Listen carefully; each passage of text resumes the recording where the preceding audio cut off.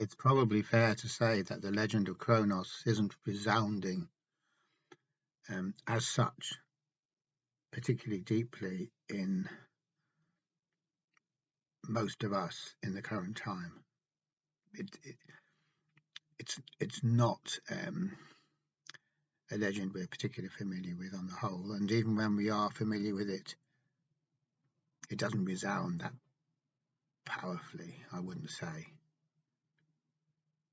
But the thing about legends and myths is they get reinvented spontaneously the whole time throughout history. And so if it's a proper mythological content, it will keep on coming up again and again in terms that make sense to the culture of the time. So it's not hard to think of similar myths coming from the 20th and 21st century. Science fiction is a particularly rich field, and just to pick a few, the main ones, as far as I know,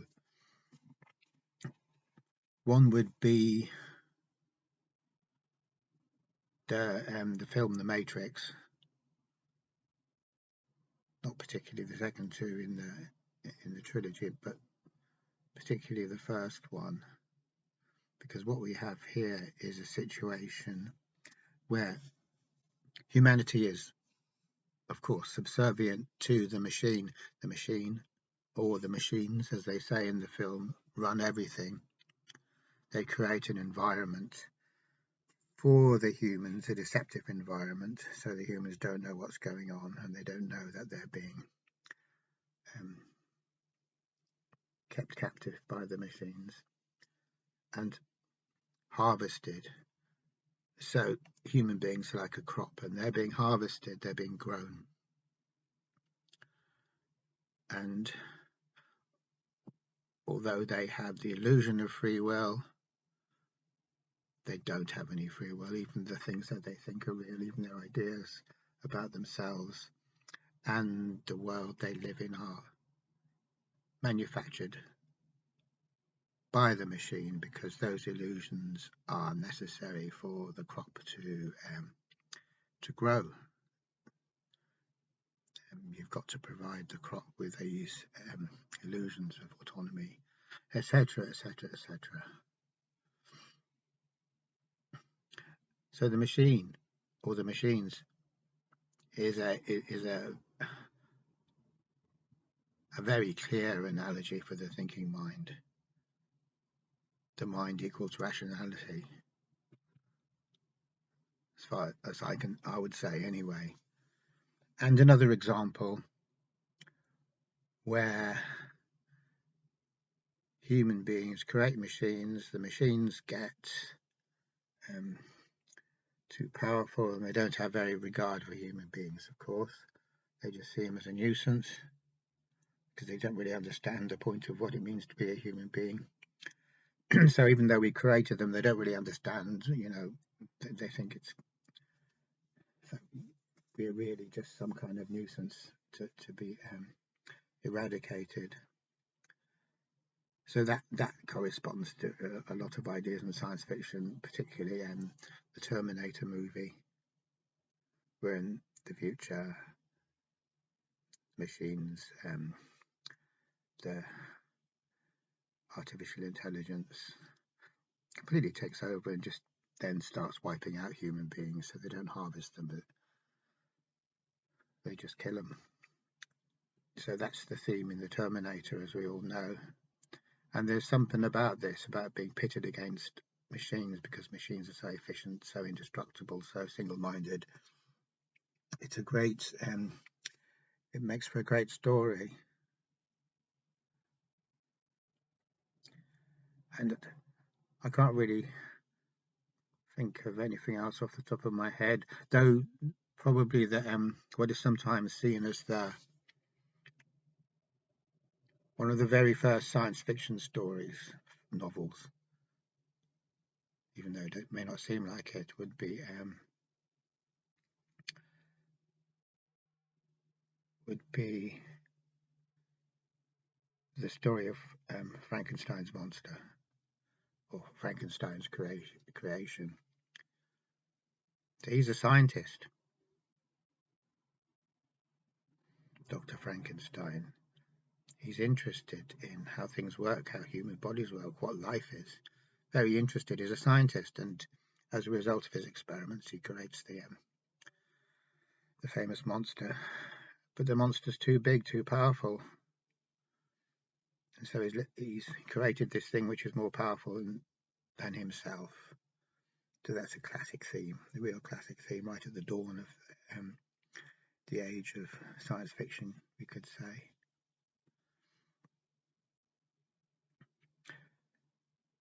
And these modern versions of the myth have a lot of power, a lot of resonance. We just need to look at the way in which the film The Matrix has permeated popular culture, and it's become part of the landscape, part of our vocabulary now, because it resonates with us, but we don't necessarily understand it in psychological ways. In a psychological way, I don't think we do understand it in a psychological way very much, really.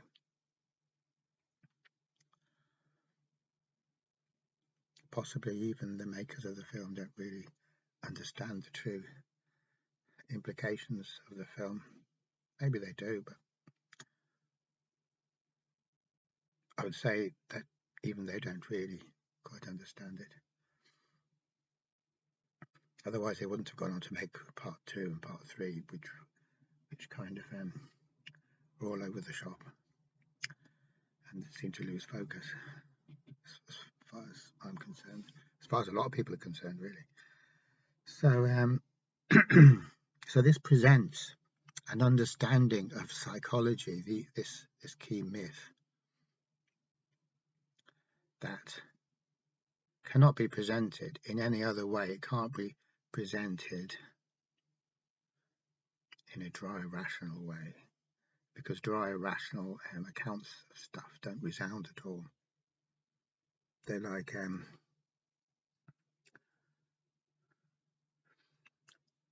just letters coming back from the bank, or kind of your account statement or something like that. There's nothing in them. They're dull. They're dead. They don't resound in the least. They have no resonance. They couldn't possibly have any resonance. Rationality doesn't have resonance. It doesn't resound. Therefore, it cannot be used to convey this particular, I could say idea, but I mean idea, not an idea in the sense of a mental construct, but it's kind of more fuller sense than that.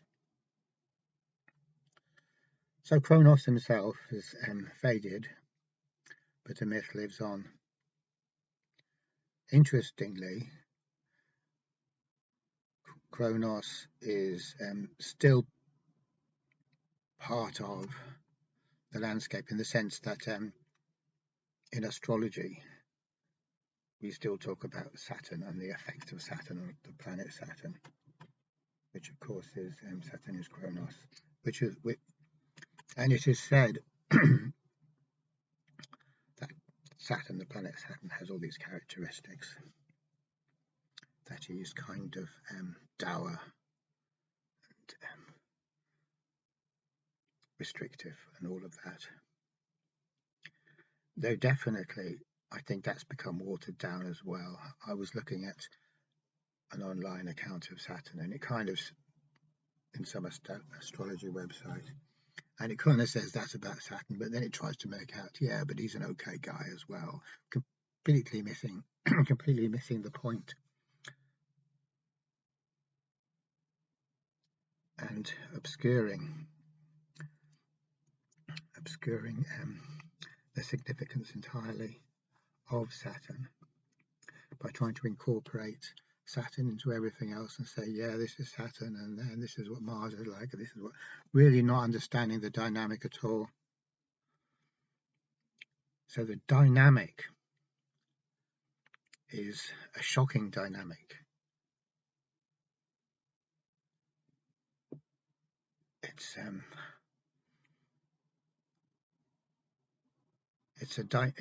it's the most shocking dynamic there could be if we can apply it to life, or if we can see life in this way, which of course we don't. But if we could, if we could see the dynamic of what's going on in life, it would certainly knock us out of the doze that we're in, this kind of complacent state of consciousness which naturally happens to us when there is no huge tension between consciousness, we could say, and the force that opposes consciousness. So earlier on I was talking about the dynamic between or the battle between good and evil on a cosmic scale, the ongoing war, the eternal war. So that's one way of talking about it.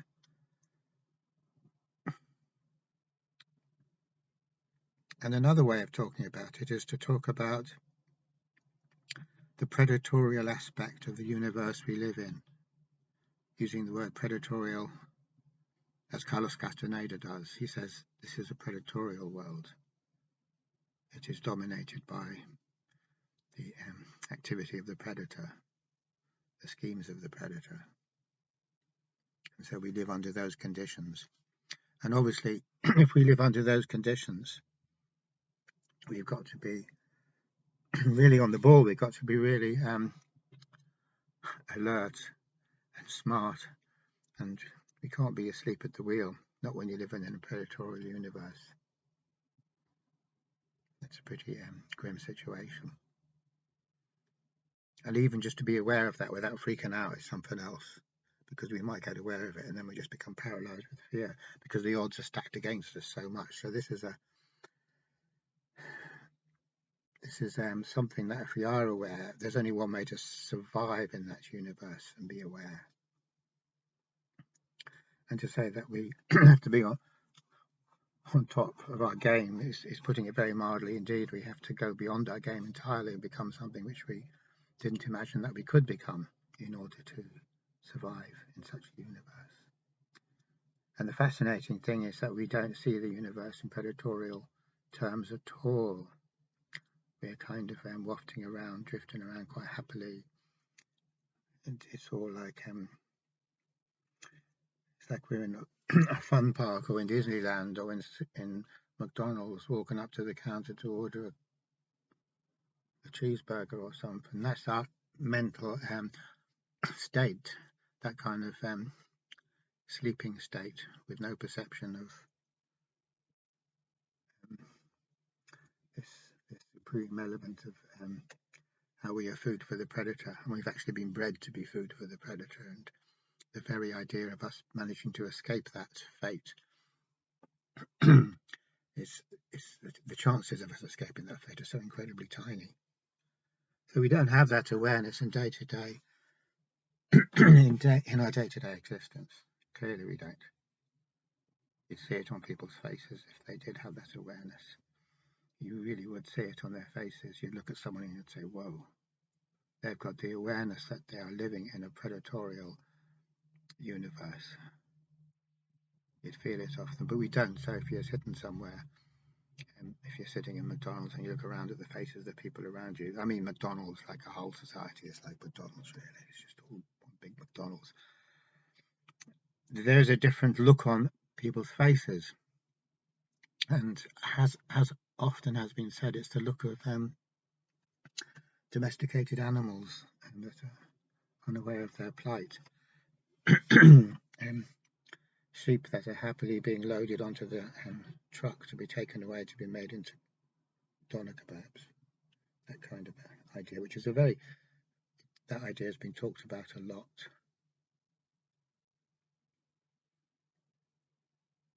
So Carlos Castaneda talks about these inorganic beings, the flyers that are pruning us as human beings so that we exist in this very rudimentary form with no true sense of ourselves, never growing, but just in the most rudimentary sense of what it means to be a human being, which is actually a miserable, thwarted existence, despite what we might like to imagine, despite the picture that we paint for ourselves, or the media paints for us. We're aware, just to see all kind of shows on TV and adverts and all that kind of stuff, which is how we represent ourselves to ourselves. We're having these intensely meaningful lives, which is the necessary illusion we need in order not to give up. We have to keep on believing that, obviously, just as in the Matrix.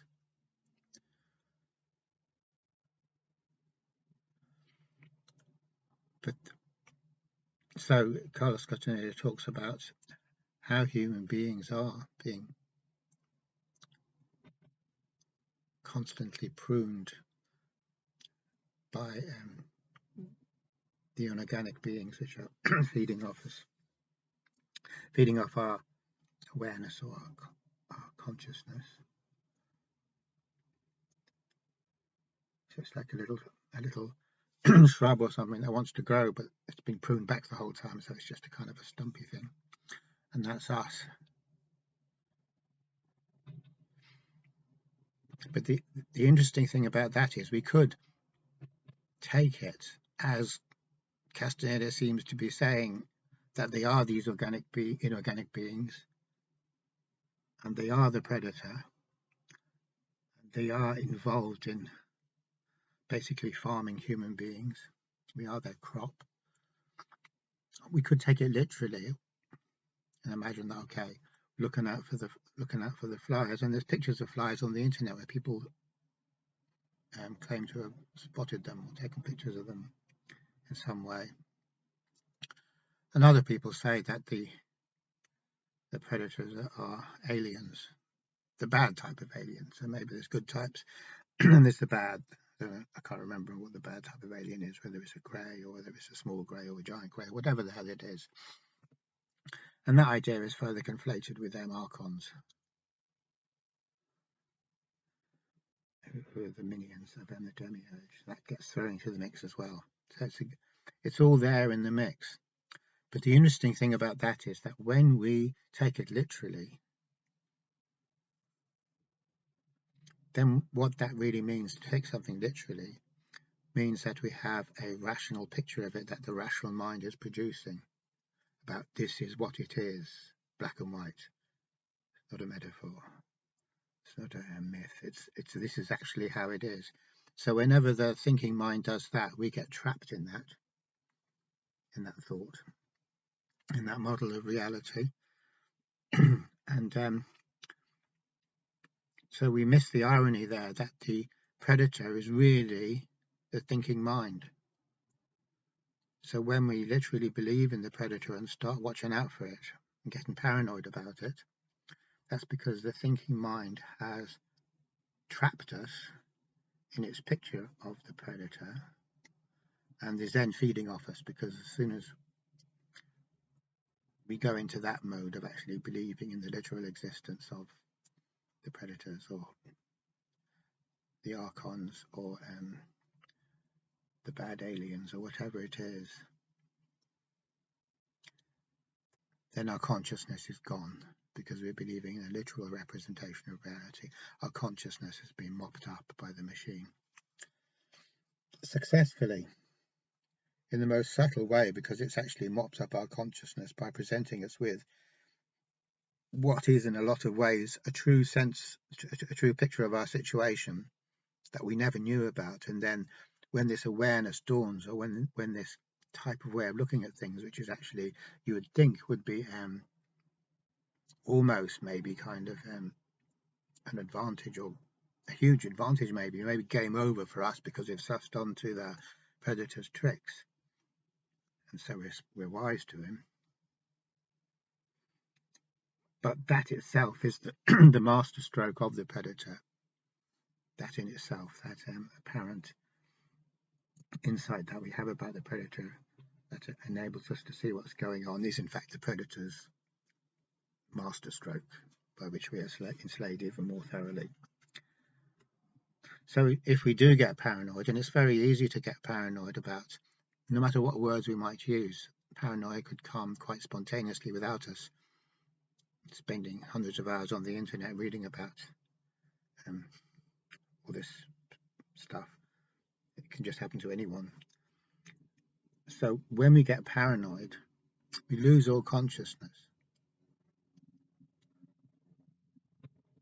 because the thinking mind is feeding on us.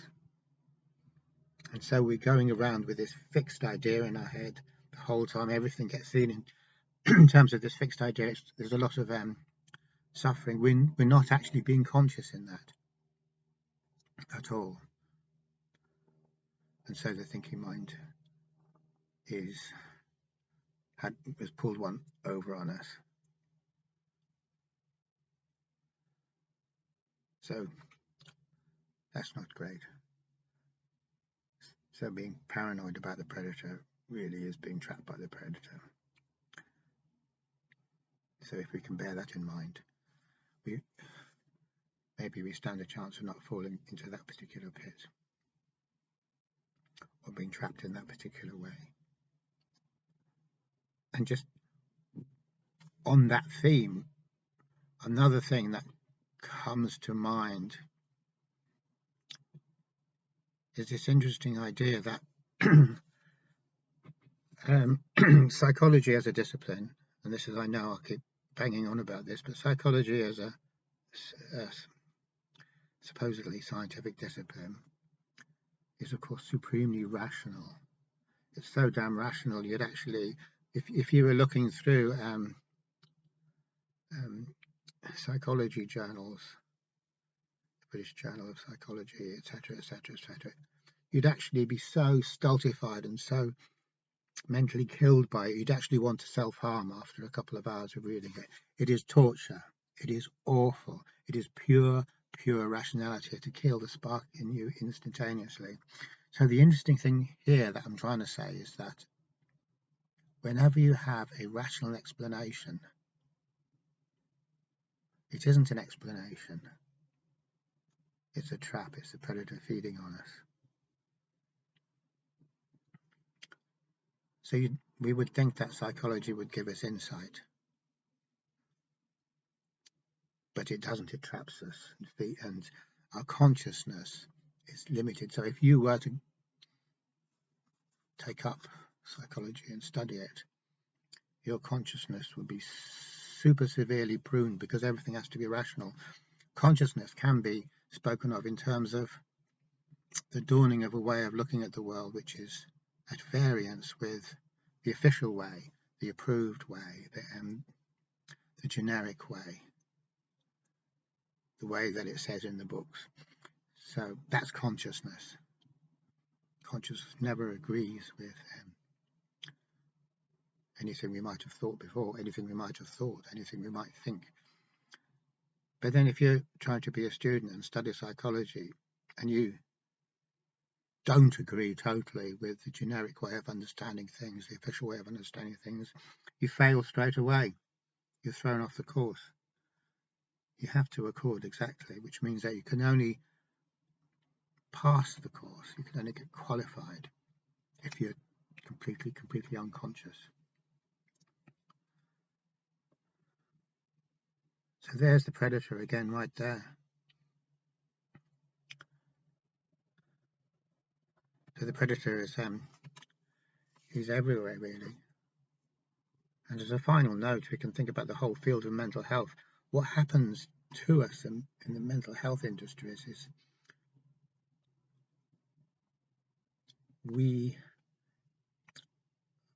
our manifestations of what appear to be mental ill health are diagnosed by the machine as being signs of an illness, and then these signs of an illness or symptoms are treated, i.e. they're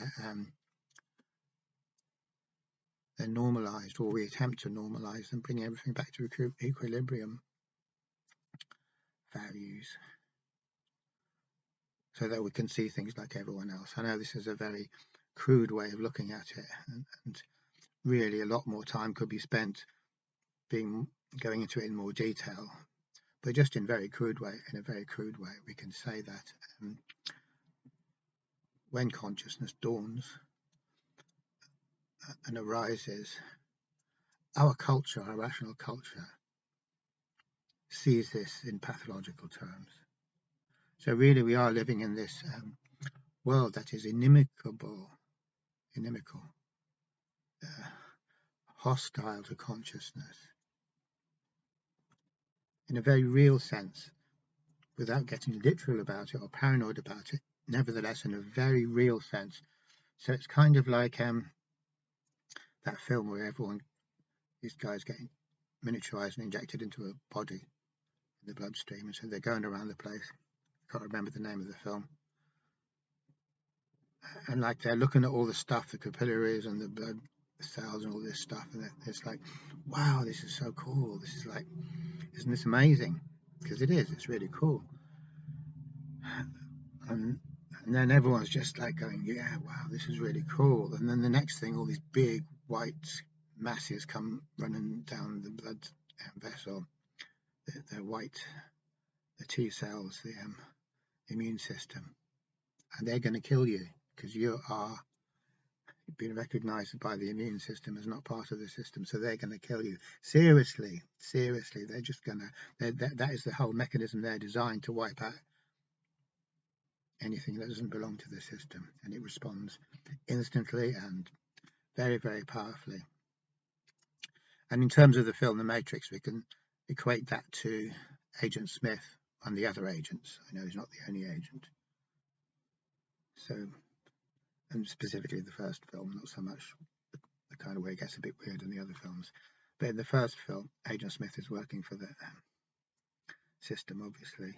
So if you get out of line and you start seeing stuff you shouldn't see, or trying to upset the apple cart, or seeing that the Matrix is the Matrix, along comes Agent Smith and his buddies, and they'll put a stop to that. And Agent Smith's a serious dude. Like, if we paint a mental picture of ourselves wandering around saying, hey, this is cool, look at this, and then Agent Smith comes along with some of his buddies, you can forget about it at that point. It's not like we're the one. It's not like we're Neo and we can fight him off or fight off a horde of him. We can't.